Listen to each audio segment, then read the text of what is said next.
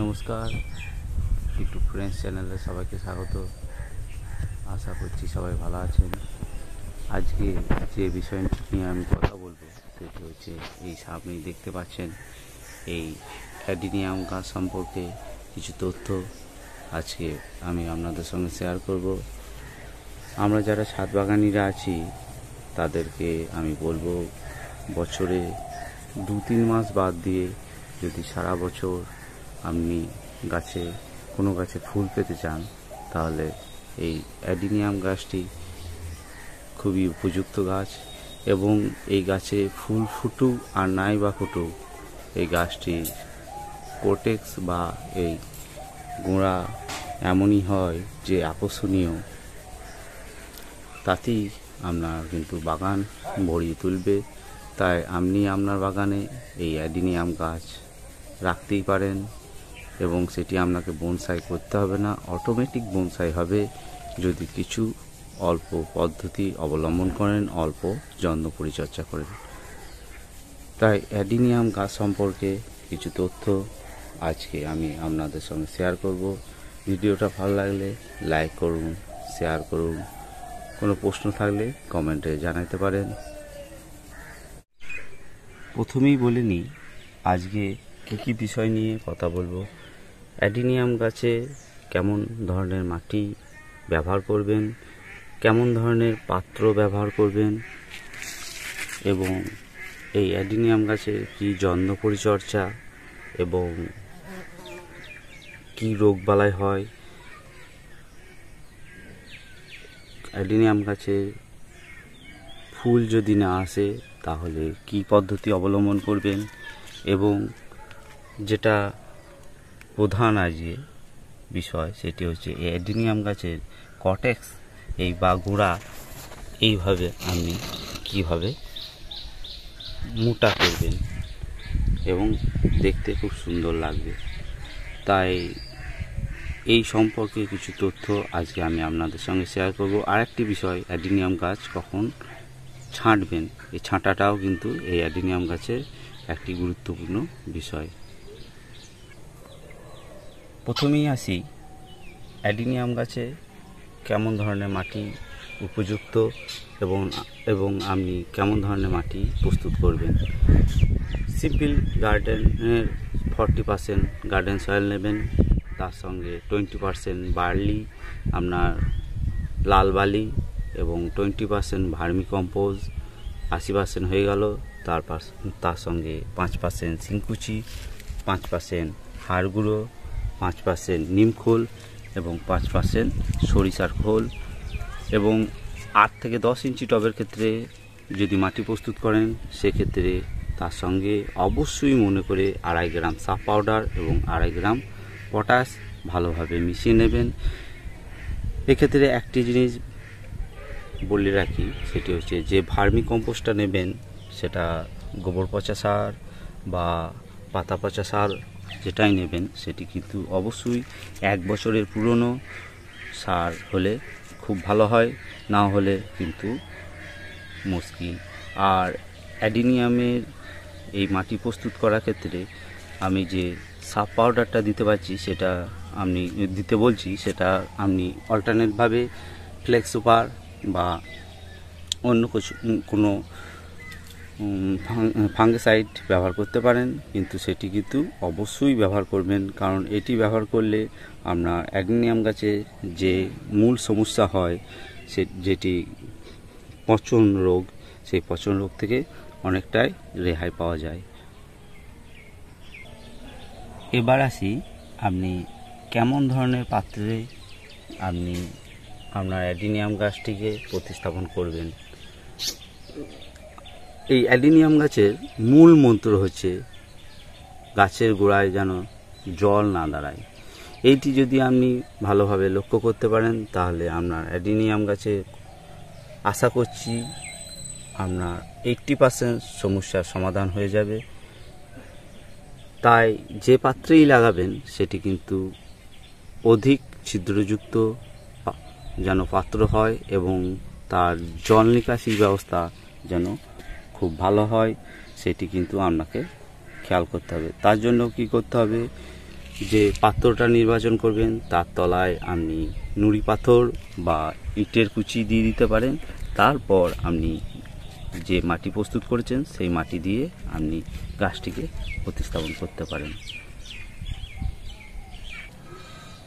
এবার আসি আপনার অ্যাডিনিয়াম গাছে কেমন ধরনের রোগবালাই হয়।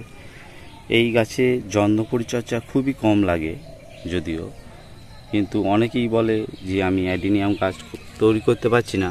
এদের ক্ষেত্রে আমি বলবো যে আমি যেভাবে যত্ন পরিচর্যা করি সেইভাবে যদি আপনি যত্ন পরিচর্যা করতে পারেন তাহলে আশা করছি আপনার অ্যাডিনিয়াম গাছ খুব সুন্দর হবে। তাই এদের রোগবালাই বলতে সাধারণত বর্ষাকালে পচন রোগ হয়, সেটা আপনার ডালেও হতে পারে বা গোড়াতেও হতে পারে। অবশ্যই যদি আপনি জলটা একটু খেয়াল রাখেন যাতে গাছের গোড়ায় মাটিটা ভিজে না থাকে বেশি বা জল দাঁড়িয়ে না থাকে, তাহলে এই পচন রোগ আসবে না। এবং আমি যেভাবে যত্ন পরিচর্যা করি বলছি পরে, সেইভাবে যদি যত্ন পরিচর্যা করেন তাহলে কিন্তু আপনার গাছে কখনই এই পচন রোগ আসবে না। আরেকটি রোগ হয় যেটি হচ্ছে এই গাছের আগায় দেখবেন কুড়ির পাশে মিলিবাগ পোকার আক্রমণ, দেখবেন সাদা তুলোর মতো একরকম পোকার আক্রমণ হচ্ছে। এই পোকা এলেই এই পোকাগুলোকে খাওয়ার জন্য পিঁপড়ে লাগবে এবং সেই পিঁপড়ে আপনার গাছের গোড়ায় বাসা বাঁধবে। সেইটা যাতে না হয় তার জন্য যে কোনো একটি কীটনাশক ভালোভাবে গাছে স্প্রে করে দেবেন যখনই এই পোকার আক্রমণ হবে, এবং সেই লিকুইড আপনার গাছের এই মাটিতে একটু দিয়ে দেবেন, তাহলে আপনার পিঁপড়ে গাছের গোড়ায় বাসা বাঁধবে না এবং আপনার গাছটা রক্ষা পাবে। এবার আসি আপনি এই অ্যাডিনিয়াম গাছে কখন ছাঁটাই পদ্ধতিটা করবেন। ছাঁটাই পদ্ধতিটা সাধারণত নভেম্বর, ডিসেম্বর, জানুয়ারি এই 3 মাসের মধ্যে করে নেবেন, কারণ এই টাইমে ফুল একটু কম থাকে। তাই এই টাইমে কিন্তু ছাঁটাই পদ্ধতিটা করে নেবেন, তাহলে কিন্তু গাছটা আপনার দেখতেও খুব সুন্দর লাগবে এবং পরবর্তীকালে অধিক সংখ্যক ফুল আপনি পাবেন। দেখুন সামনেই দেখতে পাচ্ছেন এই গাছটিকে, এই গাছটির সমস্ত ডাল আমি কিন্তু ছেটে দিয়েছিলাম। ছাঁটার পর কেমন একগুচ্ছ শাখা পোশাখা বের হচ্ছে এবং এই ছোট শাখা পোশাখার মধ্যেই পরবর্তী একটি ছবি আমি পরে পোস্ট করব। দেখবেন যে এই ছোট ডালেই কি অসংখ্য ফুল আসছে।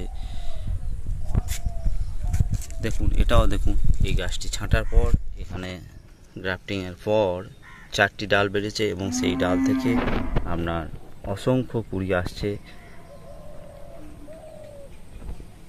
তাই এই ছাঁটাই পদ্ধতিটা কিন্তু অবশ্যই অবলম্বন করবেন, সেক্ষেত্রে গাছটি দেখতেও খুব সুন্দর লাগে এবং গাছটির ফুলও খুব সুন্দর হয়। এবার আসি যে আপনার গাছে অধিক পাতা বের হচ্ছে, ফুল আসছে না, এই সমস্যা থেকে কিভাবে রেহাই পাবেন। আমি বলবো এই গাছটি এমন একটি গাছ, এই অ্যাডিনিয়াম, একে মরুগোলাপও বলে। তাই নাম থেকেই বুঝতে পারছেন এদের জল খুবই কম লাগে এবং মরুভূমির যেমন আবহাওয়া, যে রোদ বেশি সেটাও কিন্তু লাগে, কিন্তু আমাদের এই আবহাওয়ায় এরা মানিয়ে নিয়েছে। তাই এদের কিন্তু 12 ঘন্টা রোদ হলে খুবই ভালো হয়, কিন্তু তার থেকে কম হলেও এরা অ্যাডজাস্ট করে নেয়। তাই আপনি যতটা সম্ভব রোদে রাখার চেষ্টা করবেন, তাহলে কিন্তু এই গাছে ফুল আপনার আসবে। যদি ফুল তাতেও না আসছে, পাতা অধিক সংখ্যক হচ্ছে, তাহলে জানবেন আপনার খাবার অতিরিক্ত হয়ে যাচ্ছে। এই গাছে কিন্তু খাবার অতিরিক্ত পছন্দ করে না, কারণ এদের এই যে কটেক্স বা গোড়া, এখানেই ওরা খাবার জমা করে রাখে ওদের পরবর্তী সময়ের জন্য, যাতে ওরা ঠিকঠাক খাবার না পেলেও যাতে বেঁচে থাকতে পারে। এটা ওদের জন্মগত। তাই এই আরেকটি পদ্ধতি যেটি আমি আপনাদের নিয়ে প্রথমে করতে বলবো না, এটি নভেম্বর ডিসেম্বর মাসে গাছটিকে তুলে ঝুলিয়ে রাখা এই পদ্ধতি করা হয়। সেটি সম্পর্কে পরবর্তী সময়ে ভিডিও নিয়ে আসবো, এখন ওই সম্পর্কে কিছু তথ্য দেবো না। কারণ আপনারা যারা নতুন করবেন তাদের ক্ষেত্রে প্রবলেম হতে পারে। ওইটি করারও একটি মূল উদ্দেশ্য, যাতে ঝুলিয়ে মানে একদম মাটি ঝেড়ে দিয়ে গাছটিকে ঝুলিয়ে রাখা, যাতে ওকে বোঝানো যে তোমার খাবার পরবর্তীকালে যখন মাটিতে প্রতিস্থাপন করবে তখন তোমার খাবার দরকার, তাই তুমি সেটার লেগে প্রস্তুত থাকো। তাই অনেকে 15 দিন 20 দিন গাছ ঝুলিয়ে রাখে মাটি ছাড়া, তারপর গাছটিকে প্রতিস্থাপন করে। সেক্ষেত্রে অবশ্যই ফুল বেশি আসে, বেশি খাবার গ্রহণ করে। তাই একটি কথা মনে রাখবেন, অ্যাডিনিয়ামে কিন্তু খাবার খুব বেশি লাগে না। আর ফুল না এলে আপনি গাছের গোড়ায় মোটামুটি 18 থেকে 20টা ডিএপি দানা এবং তার সঙ্গে ওই যেমন গাছ হবে সেই পরিমাণ অনুযায়ী 1 চামচ পটাশ ভালোভাবে গুলে নেবেন এবং গাছের গোড়ায় দেবেন এবং অধিক রৌদ্রযুক্ত জায়গায় গাছটিকে রাখবেন, তাহলে কিন্তু ফুল অবশ্যই আসবে এবং এক গাছ আসবে। এক্ষেত্রে বলে রাখি, অধিক রোদ যখন আসবে, যখন 40-45 ডিগ্রি তাপমাত্রা থাকবে আমাদের, তখন কিন্তু গাছটিকে কখনোই সেটে দেবেন না। সেক্ষেত্রে আপনার গাছে ছায়াযুক্ত জায়গা পেয়ে বৃদ্ধিতে মন দেবে এবং অধিক পাতা বের হবে। সেক্ষেত্রে গাছে ফুল আসার যে রিদম সেটাও কেটে যাবে। তাই আপনার অধিক তাপমাত্রার জন্য গাছটিকে কিন্তু শেডে দেবেন না। সেক্ষেত্রে একটি জিনিস করতে পারেন, প্রত্যেক দিন গাছের গোড়ায় জল দেবেন, দেখবেন যাতে গাছের গোড়াটা একটু ভিজে থাকে, কিন্তু সঙ্গে গাছটিকে চান করে দেবেন, কিন্তু কখনোই শেডে রাখবেন না। যাই হোক, ভিডিওটা অনেক বড় হয়ে যাচ্ছে, তাই আজকে আর অন্য কোনো তথ্য নয়। যদি ভিডিওটা ভালো লাগে তাহলে লাইক করুন, শেয়ার করুন, কমেন্ট, কোনো প্রশ্ন থাকলে কমেন্ট করে জানাতে পারেন। হ্যাঁ, আরেকটি কথা ভুলে গিয়েছিলাম, এই কোটেক্স কীভাবে মোটা করবেন সেটি করতে গেলে আপনাকে কিন্তু অবশ্যই পাত্র চেঞ্জ করতে হবে। সেটি কখন করবেন? ঠিক নভেম্বর, ডিসেম্বর, জানুয়ারি মাস করে এই পাত্রটিকে চেঞ্জ করবেন। পাত্রটিকে চেঞ্জ যখনই করবেন তখন এই যে দেখছেন এত দূর মাটি আছে, এই গোড়া যতটা তোলা সম্ভব মিনিমাম 1 ইঞ্চি তুলে তারপর গাছটিকে প্রতিস্থাপন করবেন। এইভাবেই কোটেক্স বৃদ্ধি করা হয়, তাড়াতাড়ি করানো হয়। এটা কিন্তু ভালোভাবে খেয়াল রাখবেন। এই বিষয়ে পরে আর একটি ভিডিও নিয়ে আসবো। দেখতে পাচ্ছেন এতটা মাটি আছে, এরপর আমি যখন পাত্রটিকে চেঞ্জ করব মিনিমাম 1 ইঞ্চি তুলে গাছটিকে আমি প্রতিস্থাপন করব। সেক্ষেত্রে যদি কোনো সাপোর্ট দিতে হয় সেক্ষেত্রে আপনি কিন্তু গাছটিকে সাপোর্ট দেবেন। এইভাবেই দ্রুত কোটেক্স বৃদ্ধি করানো হয়। যাই হোক, পরবর্তীকালে আরেকটি ভিডিও নিয়ে আসবো এবং গাছে এই একই গাছে 4-5 রকমের কীভাবে অ্যাডিনিয়াম ফুল ফোটানো যায় সেই সম্পর্কেও একটি ভিডিও নিয়ে আসবো। আজকে এই পর্যন্তই। সঙ্গে থাকার জন্য অসংখ্য ধন্যবাদ। লাইক শেয়ার করে দেন এবং কোনো প্রশ্ন থাকলে কমেন্টে জানাতে পারেন। চ্যানেলে নতুন হলে চ্যানেলটাকে সাবস্ক্রাইব করে রাখুন। এই গাছ সম্পর্কে তথ্য এখানে শেয়ার করা হয়। ভালো থাকবেন।